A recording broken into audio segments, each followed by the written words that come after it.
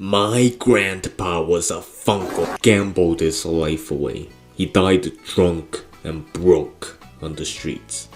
He was 5 years old. Died at the ancient age of 19. But he never understood gambling, not really. Gambled with shiny rocks he found yonder road.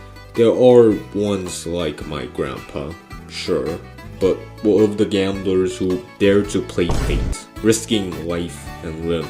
To be the flag bearer who declares the die to be cast, the shaman who prophesizes the forthcoming thunder and rain.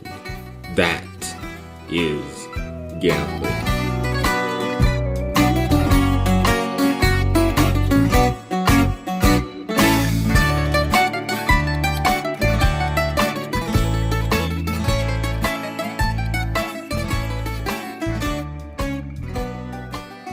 We even wait for wishing itself until it becomes clearer. Ernst Bloch.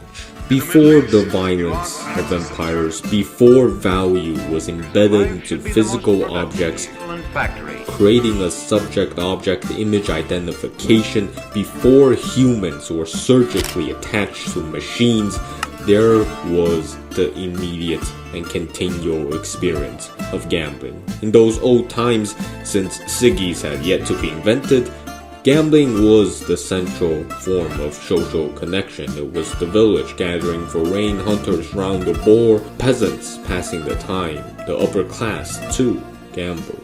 A third party, religious institutions, however, sought to claim this power for themselves, declaring gambling to be sin, haram. It was man's folly in thinking they could hold fate, conjure the gods by mere physical rituals. Today, gambling has been mechanized. Control of fate has been automated, digitalized, all for profit. As Ross Cormack writes, quote, "The blockchain also allows the user to gamble anonymously, almost instantaneous withdrawal and deposit times, and there is no need to hand over copies of documents or even create an account," unquote. Gambling has thus been lost, but humanity remains lacking its heart. So you want to gamble, but don't just gamble. We're human, don't gamble like a robot. So how might modern man reinvent gambling to rediscover it? To get to the state of gambling enlightenment, you must start small. Go gamble with a budget first and keep track of your losses and wins. Make sure your financial situation is good. After a while, gambling should feel natural. The last part of achieving gambling enlightenment, however, is the most difficult. I merely tell you of the new world if you hunger for stolen profits due to the modern ease of gambling or to alter fate, then that be not my doing. To achieve it would mean analyzing your life, connecting it to the history and biblical downfall of gambling. First, try to gamble with people you know. In that environment, winning is only socially central. Then research gambling, though I've already done that. Finally, and this will be difficult, but compare your life to gambling. Why do you continue to live? Why do you continue to gamble? Why continue into an uncertain future with meaningless rituals? Continuously ask these questions over and over. Quote, "Weariness comes at the end of the acts of a mechanical life, but at the same time it inaugurates an impulse of consciousness, awakens consciousness, and provokes what follows." Unquote. The answer you arrive at should be adjacent to the process of art, not nihilistic. At that moment, you have achieved gambling enlightenment. Gambling is an art form. To explain further, labor is incessantly becoming, just like the product of labor. The big win is always becoming, and once it comes, it again is turned into becoming. It's so declared to be yours.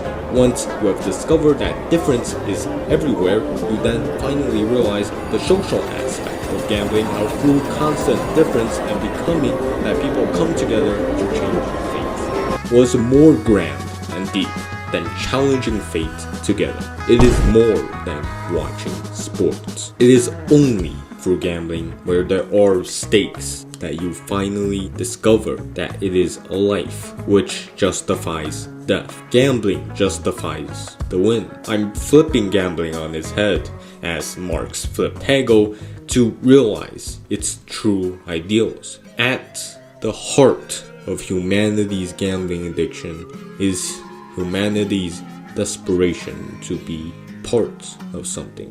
What humanity fears is not losing, but being discarded. More than any other form of entertainment and art, gambling is the actor, stage, and audience. The storyteller comes down from the heavens, and his hand is burned.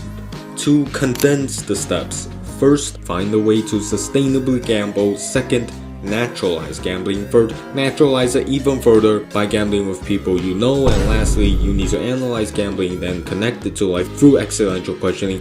Only then can you form a philosophy of gambling. Most of this video is that last stage of enlightenment, and some more help in achieving it.